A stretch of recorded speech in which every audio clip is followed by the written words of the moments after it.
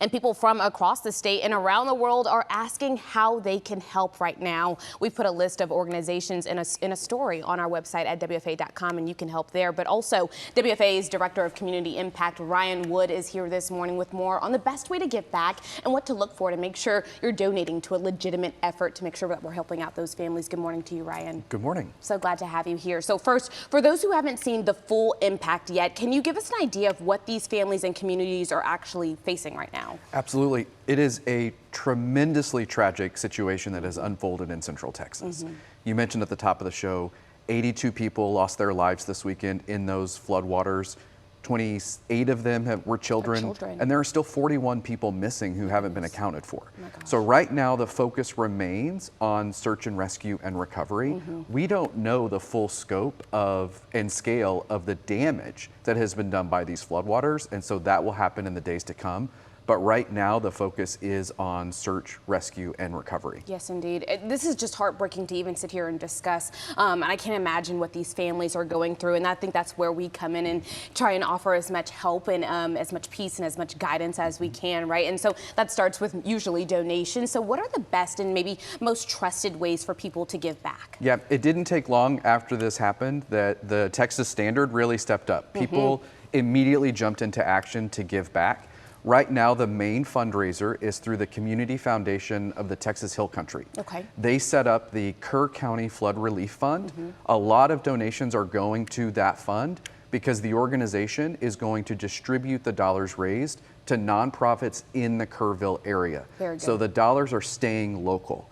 That said, there are a number of other fundraisers that have popped up throughout the area where the floods happened and across North Texas here as well.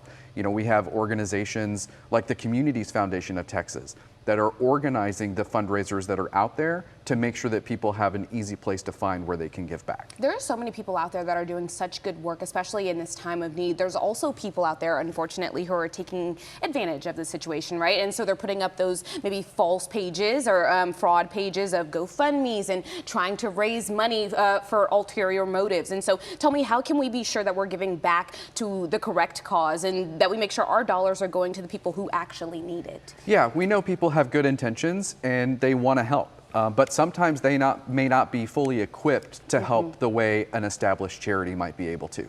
So really there are three big tips that I have for people who are looking to donate to help with the flooding relief.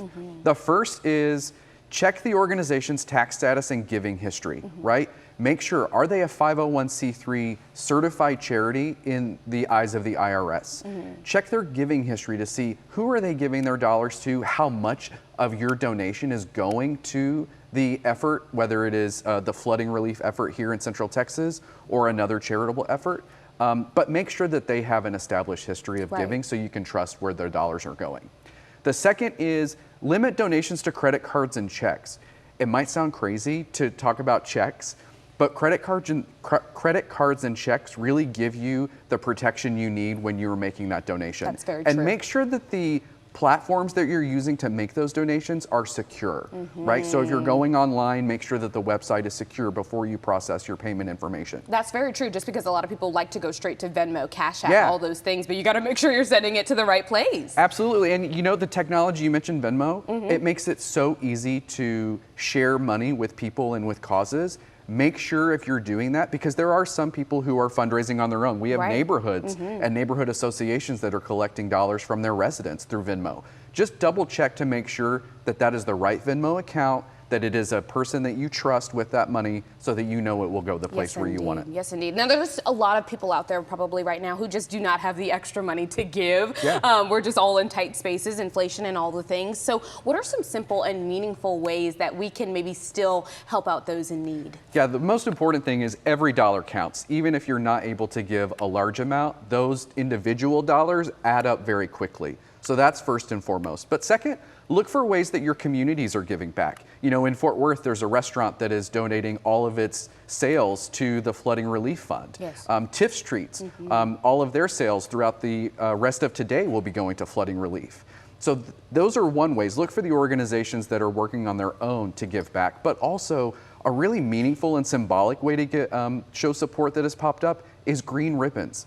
People are tying green ribbons to trees in front of their homes to show support for the people who have been impacted by these devastating floods. And sometimes you just need to be seen, I think, Yeah. in these situations. And so that ribbon definitely does that. Also, a suggestion from me for everyone out there who believes, this is your time to get on your knees and pray for all of those around you who are really going through it right now. And so try not to spread too much religion on air, but this is really the time to make that happen for those who really need it. So we've compiled a list of how to help on the front page of WFAA.com. There's everything from verified GoFundMe sites set up by victims' loved ones to charities helping the animals that have been displaced. So Ryan, thank you so much for being here today, for giving us a little bit of knowledge as far as giving back to those in need. And like I said, remember to keep all of the families in prayer today.